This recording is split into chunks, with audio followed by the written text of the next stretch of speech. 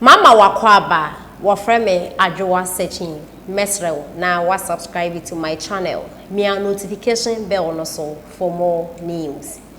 Ebusuafo Kumawood actor KwaKu menu ekopie United Showbiz awoye no UTV ena no Saturday ya etwemi. Na KwaKu menu ede ensembi etodwa na okase wie no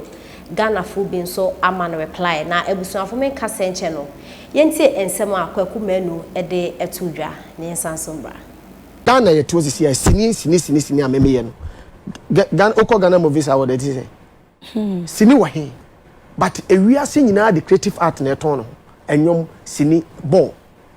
all said that anything but ene wa he fa nti o ma na ase ya to na JDM enkra ni kumase kohwe ni pewu all said that anything ni pewu an ewu enkra ni kumase kwa so nti se obegyina ka tem se me meto aba de na mehu amento aba emfa ma wo baba ne de meto se be ya du time esem kire madwena be kire madwene but moma bana moto no de eye mo amu hu because abam di ka akoto ye de o ma na didi ma o mo ho we ma we contract no ya ma we contract nti ma na mo koto ma but usi form a usi form na wo ko ho no na koto dwom form a no usi form be si kumase betu dwom form a no betu ye ne ye hye magazine ya de a ho na be so be present ana sa wonye present a ye be hu so be break 80 a be hu break a be hu etima obi enunu omo na omo nsansere omo because djuma eku na nkasa de omo na ma omo contract eye dimamindi bi eku na omo koto asa onim hu se na wo si so no asa onim se omo ma omo contract oh na se na ne kromia na yete fachem se me kasa asimo TV kase we so ku de ehu hia Ghana sisi ana but ke hia ma se Ghana ni bebi apanyi bi asi edan asi wuram bia no wo bi a wo security wote ho enti bebi ampefo na si dan akotwa ho hia bi obi anim yenyi soja fo ade be chepre na ko bi apanyi bi afie soja ni ba akogina ho ye be search wo hu dollar ani cedis be ye pie but ni pet wo man mu come de oba ko school do level 100 level 200 wonya boa fo nti se bi wa ye hook up. What are you talking about? Enti o man ya chichineni se bi bia nti sampai fo na adwene omumu ni panso wo mo na me di brem ni matemam ebusuafo ensem we na KwaKu menu ede tudwa ewo United Showbiz a ekoso na no Saturday ewo UTV na ebusuafo ukọ comment section na se a ebimo support no ebimo nso support no nemum no bebre na na support no na bebre na nso na omo ebo na ba so omo kire se KwaKu menu eniminyansa but KwaKu se ukọ video ya ode oje a eda interneti a youth ni bi e praise se wonimiyansa no sa comment ni se wo read a omo edada o asema wo kan no nyansesem ba hupo eni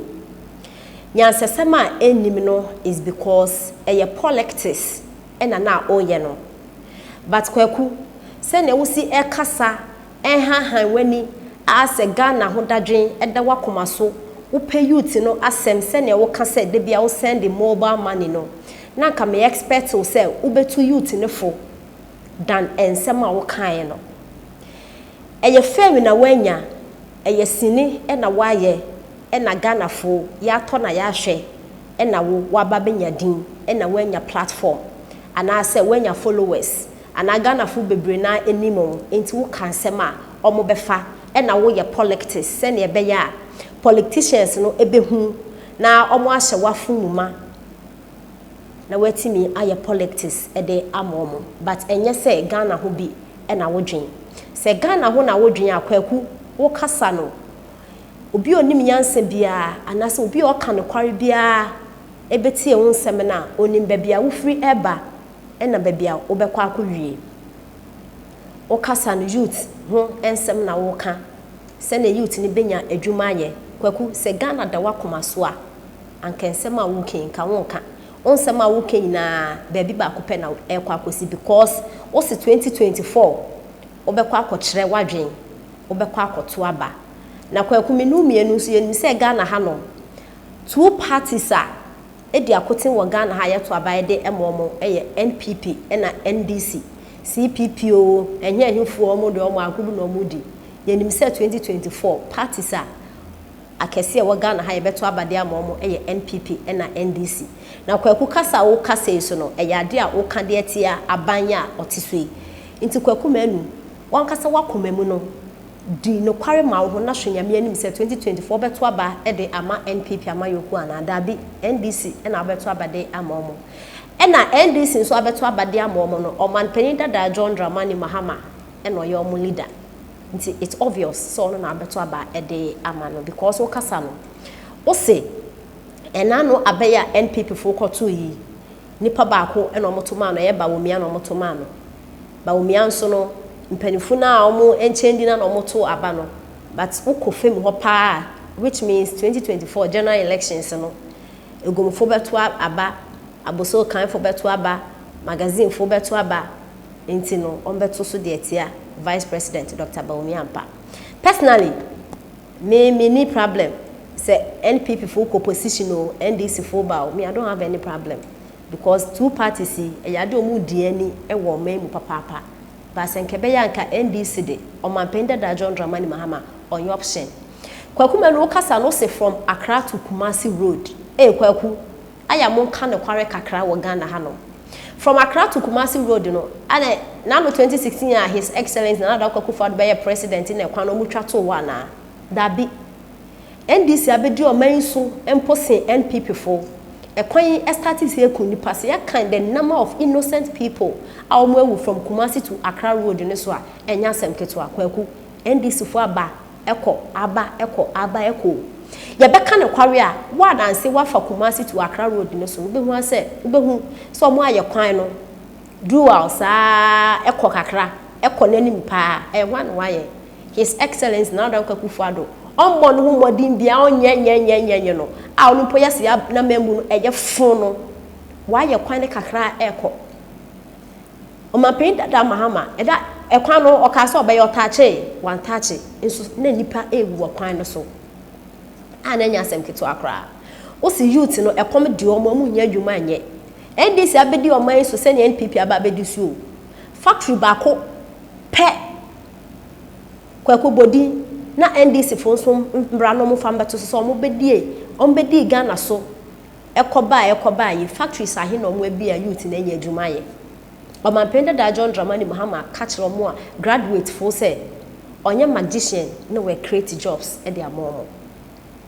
sa papa ni esan so akwakofa na KwaKu manu a wo se NPP fail no nti papa we option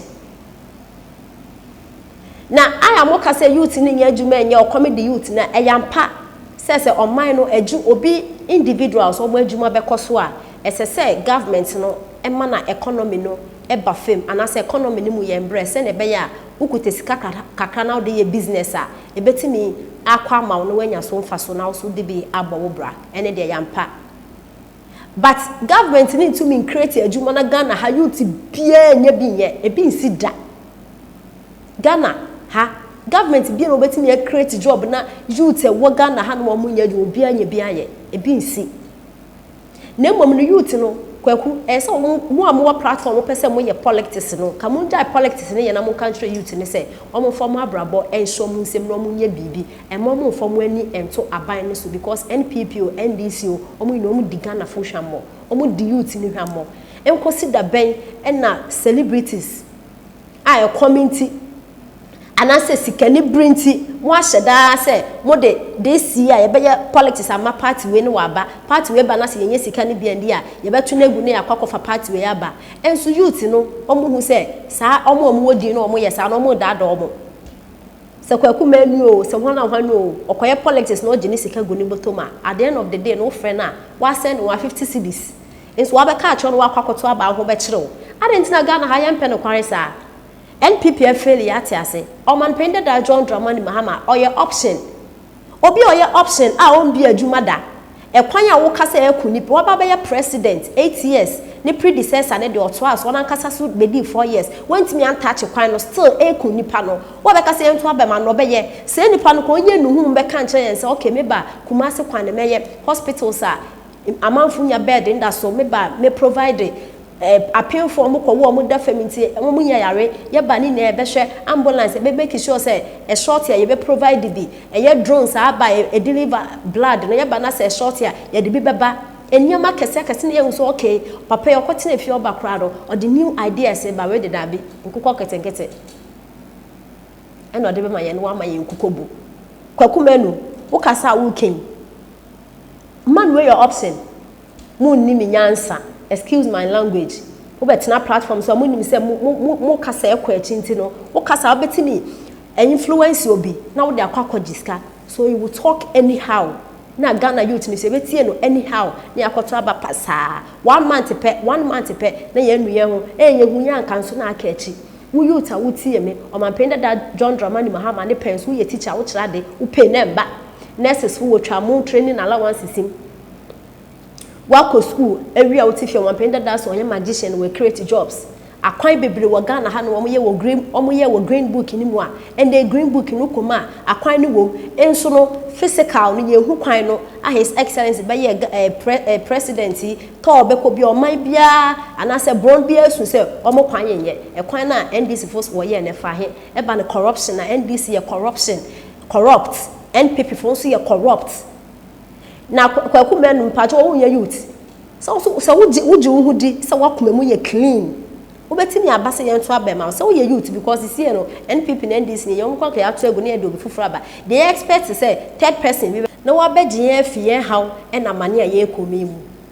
but celebrities mo ba be ye campaign dia ma o man penda da John Dramani Mahama na wa asanso aba edidum so akwanya enye asanso aba be kunyen na mo anso mu ye akakotena ho o man penda da wa fele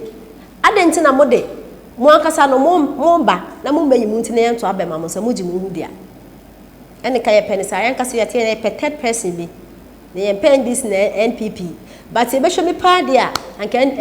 NPP tena so eye anasa NDC fo ko mutumi di nipa foforo bi ba ya but o man pen da John Dramani Mahama wa ba ye president da okwa ye hu na mambu a wentimi create jobs wentimi anye Kumasi to Accra kwan no a nipa da so wu wentimi anye Accra to Takwa the main road nipa da so ewu okwa ne so de. What are you talking about? This Sanson Kofa Nembra. Now what shows or Bessanso Obaba yes and Yamaya in here Obaba Yamaye. Ah, clearly what catch and say obey a radiant coupon. Abusan forget a bimo extra my drink KwaKu menu and sama a bimo a kind. When extra say, how can Kumawood come back with such stupidity? No wonder the movie industry has collapsed. Because most of the actors are fools. Mahama collapsed your industry if you don't know, so you can bring him back. No one cares. And I went so a jungle and I ought say, why is the creative arts industry always looking for Ghana government support? There is no evidence to suggest there is such industry with proper standing. They should list what they want successive. They should list what they want successive government to do for them. What have they done for themselves as creative industry people? Okay. I didn't think of being anti-assay and I have wapaye. Mwashada.